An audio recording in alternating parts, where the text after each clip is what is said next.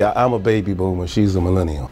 Okay, so that means I'm old, she's young. And these folks live and die by technology. So a train that has sophisticated technology is going to be something of interest, which means there'll be job opportunities for people like this young lady here. Just the fact that it's creating jobs, right? That's the economic engine that drives the economy, right? That's what makes things tick, right?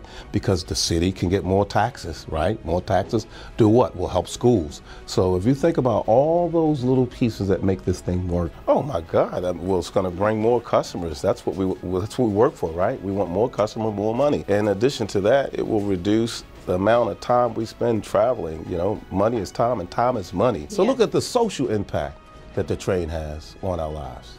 That's just amazing.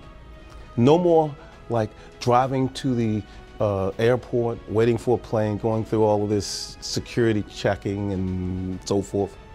Now we can just jump on the Maglev and go from A to Z. So if I can eliminate 45 minutes of my time, probably maybe an hour and a half of my time, that gives me time to focus more on my restaurant, building my brand, creating new recipes, finding ways to market my product to other people. In addition, I think it's going to attract more folks to come downtown and experience this beautiful, lovely place. So the Jetsons is here.